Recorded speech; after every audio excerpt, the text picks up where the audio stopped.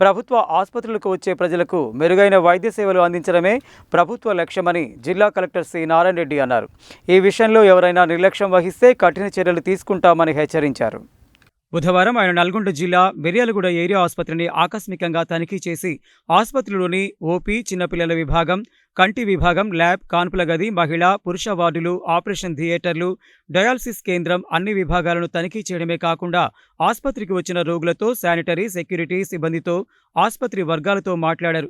ఆసుపత్రి ఎప్పుడూ పరిశుభ్రంగా ఉండేలా చూడాలని, శానిటేషన్పై ప్రత్యేక శ్రద్ధ వహించాలని, సెక్యూరిటీ సైతం అప్రమత్తంగా ఉండాలని, ఆసుపత్రికి వచ్చిన రోగులు వారి బంధువులతో సౌమ్యంగా మాట్లాడమే కాకుండా మంచి ప్రవర్తన కలిగి ఉండాలని, ఎవరైనా డబ్బులను అడిగినట్లయితే కఠిన చర్యలు తీసుకుంటామని అన్నారు.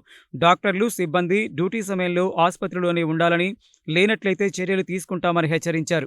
మిర్యాలగూడ ఏరియా ఆసుపత్రిలో అవసరమైన డాక్టర్లు, సిబ్బంది, మందులు, సౌకర్యాలు అన్నీ ఉన్నాయని, ఎలాంటి సమస్య లేదని, ఉన్న వనరులతో బాగా పనిచేయాలని తెలిపారు. శానిటేషన్ సిబ్బంది పనిచేసిన తర్వాత తప్పనిసరిగా ధృవపత్రం సమర్పించాలని, అదేవిధంగా రోగులకు ఇచ్చే భోజనం నాణ్యతగా ఉండాలని ఆదేశించారు. ఆసుపత్రిలో క్యాటరాక్ట్ ఆపరేషన్ల సంఖ్యను 78 నుండి పెంచాలని ఆదేశించారు. ఓపీ రిజిస్టర్ పరిశీలించి ఎలాంటి జబ్బులు ఉన్నవారు ఆసుపత్రికి వస్తున్నారని, ఏ ప్రాంతం నుండి జ్వరానికి సంబంధించిన కేసులు వస్తున్నాయని అడిగి తెలుసుకున్నారు.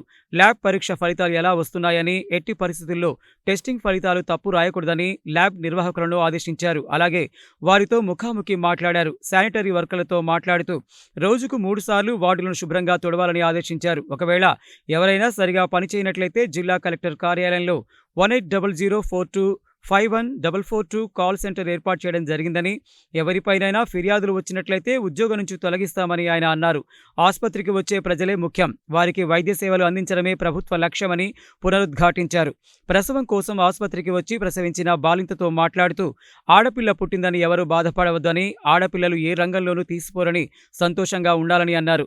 ప్రమాదంలో కాలు విరిగి రాడ్డు వేసిన త్రిపురారం మండలం కంపసాగర్ చెందిన లిఖిత్ రాడ్ తీసేందుకు ఆధార్ కార్డు లేదని తెలుపగా తక్షణమే రేషన్ కార్డులో అతని పేరు నమోదు చేసి పంపించాలని పక్కనే ఉన్న ఆర్డీఓ శ్రీనివాసరావును ఆదేశించారు. డ్యూటీ డాక్టర్లు ఆసుపత్రిలో చేరిన ప్రతి రోగితో మాట్లాడి వారి చికిత్స వివరాలను అడిగి తెలుసుకోవాలని అన్నారు. జిల్లా కలెక్టర్తో కలిసి ఆసుపత్రి తనిఖీ చేసిన మిర్యాలగూడ శాసనసభ్యులు బత్తుల లక్ష్మారెడ్డి జిల్లా కలెక్టర్తో మాట్లాడుతూ డయాలసిస్ విభాగాన్ని మొదటి ఫ్లోర్ నుండి కిందికి మార్చాలని కోరారు. ఈ సందర్భంగా జిల్లా కలెక్టర్, ఎమ్మెల్యేలు నిర్మాణంలో ఉన్న నూతన ఆసుపత్రి భవన పనులను తనిఖీ చేశారు. అనంతరం ఆసుపత్రి సూపరింటెండెంట్ ఛాంబర్లో ఆసుపత్రి సూపరింటెండెంట్ డాక్టర్ సంపత్, డాక్టర్లు, సిబ్బందితో సమీక్ష నిర్వహించారు. ఆసుపత్రిలో శానిటరీ వర్కర్లు, సెక్యూరిటీ, స్టాఫ్ నర్స్, డాక్టర్లు ఎంతమంది పనిచేస్తున్నారని, భోజనం ఎలా పెడుతున్నారని అడగడమే కాకుండా అన్ని రిజిస్టర్లను తనిఖీ చేశారు. సెక్యూరిటీ సిబ్బందిని సెక్యూరిటీకి తప్ప ఇతర పనులకు వాడవద్దని ఆదేశించారు. ప్రతి షిఫ్ట్లో శానిటరీ వర్కర్లు పనిచేసిన తర్వాత తప్పనిసరిగా డాక్టర్ సంతకం తీసుకోవాలన్నారు. మిర్యాలగూడ ఆసుపత్రికి వచ్చిన రోగులను ఎట్టి పరిస్థితుల్లో ప్రైవేటు ఆసుపత్రులు, ఇతర ఆసుపత్రులకు పంపించవద్దని కలెక్టర్ ఆదేశించారు. ఆరోగ్యశ్రీ కింద ఆదాయం పెంచుకునేలా సర్జరీలు వంటివి పెంచాలని అన్నారు. అనంతరం జిల్లా కలెక్టర్ మీడియా ప్రతినిధులతో మాట్లాడుతూ రాష్ట్ర ప్రభుత్వం సీజనల్ వ్యాధుల నియంత్రణలో భాగంగా డెంగ్యూ, చికెన్ గునియా వంటి వాటిపై అప్రమత్తంగా ఉండేలా ఆదేశాలు జారీ చేసిందని, గ్రామ స్థాయిలో ఆశా కార్యకర్త మొదలుకొని జిల్లా స్థాయిలో జీజీహెచ్ వరకు అన్ని ఆసుపత్రుల్లో అవసరమైన సౌకర్యాలు కల్పిస్తున్నామని, వ్యాధులు సోకకుండా ముందు జాగ్రత్త చర్యలతో పాటు ఎవరైనా వ్యాధుల బారిన పడితే తక్షణ వైద్య చికిత్సలు అందిస్తున్నామని తెలిపారు. మిర్యాలగూడ ఏరియా ఆసుపత్రిలో గత వారంతో పోలిస్తే ఈ వారం జ్వరం కేసులు తగ్గాయని, గత వారం జిల్లా వ్యాప్తంగా జ్వర సర్వే నిర్వహిస్తే 2200 మంది జ్వరంతో బాధపడుతున్నట్లు రిపోర్టులు వచ్చాయని, ఈ వారంలో వారందరికీ మందులు, పరీక్షలు కొనసాగిస్తామని తెలిపారు. మిర్యాలగూడ ఆసుపత్రిలో జ్వర కేసులు తగ్గుముఖం పట్టాయని అన్నారు. ప్రజలు జ్వర కేసుల పట్ల అప్రమత్తంగా ఉండాలని, దోమల బారి నుండి కాపాడుకునేందుకు దోమతెరలు, ఇతర సాధనాలు వినియోగించుకోవాలన్నారు. ఆసుపత్రిలో మందులతో పాటు చికిత్సకు ఎలాంటి ఇబ్బంది లేదని ఆయన పునరుద్ఘాటించారు. ఆసుపత్రిలో జనరల్ మెడిసిన్, గైనకాలజీ విభాగాలను పటిష్టం చేయాలని కోరారు. శాసనసభ్యులు బత్తుల లక్ష్మారెడ్డి మాట్లాడుతూ మిర్యాలగూడ ప్రాంతంలో క్రమంగా తగ్గుతున్నాయని, ప్రతి ఒక్కరూ పరిసరాలను శుభ్రంగా ఉంచుకోవాలని, దోమలు కుట్టకుండా జాగ్రత్తలు తీసుకోవాలని, ఏరియా ఆసుపత్రిలో మందులు, సిబ్బంది అన్ని అవసరమైనంత మేరకు ఉన్నాయని, డెలివరీ కేసులు, డయాలసిస్ రోగులకు ఇబ్బంది కలగకుండా చూడాలని, అవసరమైన సౌకర్యాలను కల్పిస్తామని, పరిష్కరిస్తామని, డయాలసిస్ రోగుల విభాగాన్ని మార్చడంతో పాటు అంబులెన్స్ సౌకర్యాన్ని అందుబాటులోకి తేవాలని కోరారు. ఏరియా ఆసుపత్రి సూపరింటెండెంట్ డాక్టర్ సంపత్, ఆసుపత్రి డాక్టర్లు తదితరులు ఉన్నారు.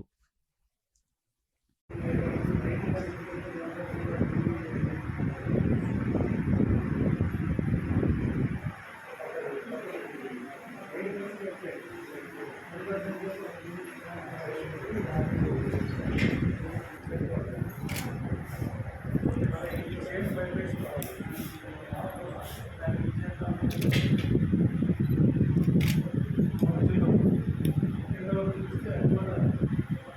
భయం ఆ భయం లేదు కదా, వీళ్ళు వచ్చేదే దేనికి వస్తారు కదా, ఆయన కొనుక్కుంటా అందుకే ప్రభుత్వం దీనికి అండగా ఉంటుంది. ప్రభుత్వంలో కావాల్సిన మెడిసిన్ కానీ, స్టాఫ్ కానీ, బెడ్స్ కానీ మొత్తం ఫుల్ బెడ్జెట్లో ఉండి ఎలాంటి ఇబ్బంది లేదు. ఎవరో అసత్య ప్రచారాలు చేసిన ఎవరు నమ్మవసరం. మీరు ఎవరైనా రావచ్చు, ఏ టైంలో అయినా సరే మాకైనా ఫోన్ చేయొచ్చు, సూపరింటెండెంట్ గారికి చేయొచ్చు. ఎవరు అవైలబుల్లో ఉన్నా కానీ సరే, డాక్టర్స్ విషయంలో కూడా ఏదైనా చిన్న చిన్న ఇబ్బందులు ఉన్నా కానీ ఆ 80% ఫుల్ బెడ్జెట్లో చేసే విధంగా కలెక్టర్ గారు మేము ఇప్పుడు ఆదేశాలు ఇవ్వడం జరిగింది.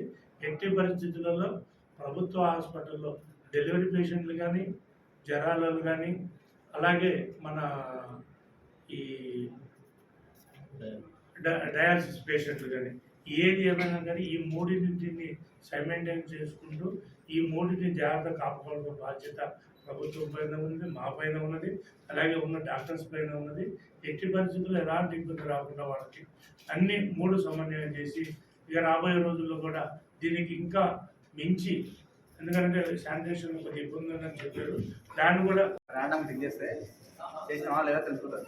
అక్కడ రిజిస్టర్లో ఉంది, ఇక్కడ లేదు. అట్లా కావద్దు, కాంప్లీట్గా పని చేయాలి. ఇక్కడ ఇంకా ఎక్కువ పని చేయాలి, నీట్గా పని చేయాలి. డాక్టర్లు నీట్గా ఉంటేనే అలాంటి రావు. ప్రాపర్ పని చేసుకోవాలి.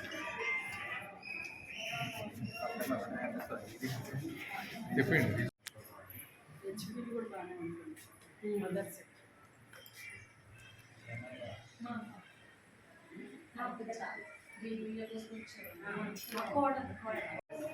సిపిఐ ఉండాలి.